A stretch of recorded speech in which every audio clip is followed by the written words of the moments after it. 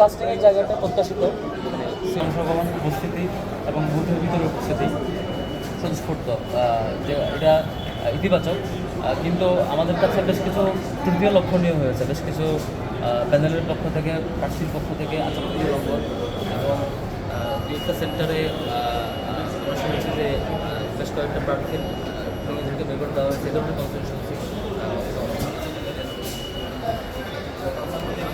জানানো হয়েছে, আমরাও জানিয়েছি যে অবস্থানে এরকম বেশ কিছু ছোটোখাটো তৃতীয় লক্ষণীয়, যেগুলো আমরা অলরেডি যদি তারা ব্যবস্থা না নেয় তাহলে আমরা আপনাদেরকে আবার আপডেট জানাবো আর কি।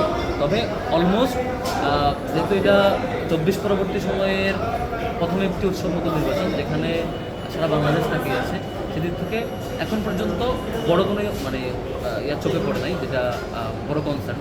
কিন্তু এরপর অনেকে চেষ্টা করছে, যার যার জায়গা থেকে অপচেষ্টা লক্ষ্য করছে, চেষ্টা করছে। শিক্ষার্থীদেরকে অনুরোধ করবো, আপনারা নির্বিঘ্নে ভোট দিতে আসুন। আবাসিক শিক্ষার্থীরা যারা এখনো আসেননি এবং আবাসিক শিক্ষার্থীরা যারা ঘরে আছেন, সবাই নির্বিঘ্নে ভোট দিয়ে মতামতটা ব্যক্ত করুন, আপনার পছন্দের প্রার্থীকে ভোট দিন।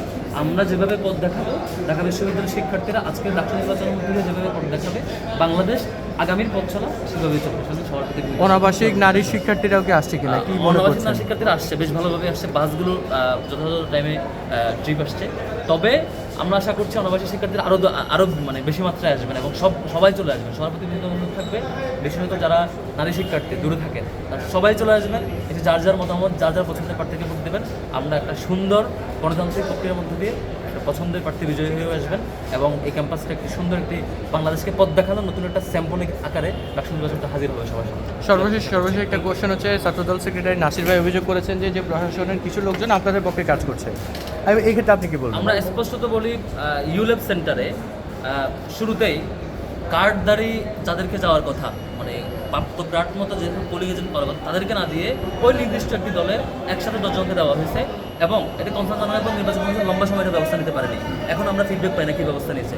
সেখানে দরকার ছিল যেভাবে যে মাপে যাদেরকে কার্ড দেওয়া হয়েছিল পোলিং এজেন্ট, যে অনুযায়ী সমান মানে সব প্রার্থীর তথ্য নিয়ে তাদেরকে অ্যাক্সেস দেওয়া, সেটি না করে বরং বেশ আরও কয়েকটি সেন্টারে এরকম ছাত্রদলকে ফেভার দেওয়ার ঘটনা ঘটেছে।